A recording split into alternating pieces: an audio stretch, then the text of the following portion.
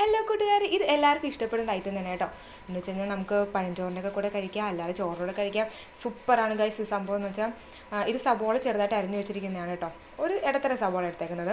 അപ്പോൾ ഇതിനകത്തേക്ക് നമ്മൾ കുറച്ച് വെളിച്ചെണ്ണ കൂടി ഒഴിച്ച് കൊടുക്കുന്നുണ്ട്. വെളിച്ചെണ്ണയും നമ്മുടെ പൊടിയുപ്പും കൂടി ചേർത്തിട്ട് നല്ലോണം ഞെരിടണം. കൈ കൊണ്ട് ഞെരിടുന്നതാണ് കുറച്ചും കൂടി ടേസ്റ്റ് കൂടുതൽ. വേണമെങ്കിൽ സ്പൂൺ ഉപയോഗിക്കാം, സ്പൂണെല്ലാം നല്ല നമ്മുടെ കൈ തന്നെയാണ് ഗൈസ്. അപ്പോൾ അതിലേക്ക് നമ്മൾ എന്ത് ചെയ്യാം, വേണമെങ്കിൽ പിഴുപുളി ചേർത്ത് കൊടുക്കാം, അല്ലെങ്കിൽ വിനാഗിരി. ഓപ്ഷനിലാണ് കേട്ടോ. ഞാൻ രണ്ടും ചേർത്ത് കൊടുക്കുമായിരുന്നു, പക്ഷേ ഇപ്പോൾ ഞാൻ പിഴുപുളി ചേർക്കുന്നില്ല, വിനാഗിരി മാത്രമേ ചേർക്കുന്നുള്ളൂ കേട്ടോ. അപ്പോൾ ഇത് മൂന്നും കൂടി ഞാൻ കൈ കൊണ്ട് തന്നെ ഉടച്ചേക്കുന്നത്. പിന്നെ ഞാൻ കുറച്ച് എരിവില്ലാത്ത മുളക് പൊടിയാണ്, എരിവുള്ള മുളക് പൊടിയാണ് ടേസ്റ്റ് കൂടുതൽ ഗൈസ്. പക്ഷേ എനിക്കധികം എരിവ് കഴിക്കാൻ പറ്റാത്തതുകൊണ്ട് എരിവില്ലാത്ത മുളക് പൊടി ഉപയോഗിക്കുന്നത്. ഈ പ്രോസസ്സ് നമ്മൾ കൈ കൊണ്ട് തന്നെ ഞെരടുന്നതായിട്ട് നല്ലത്. ഇത് ഞാനിപ്പോൾ സ്പൂണുണ്ട് കേട്ടോ ഞെരടിയേക്കുന്നത്.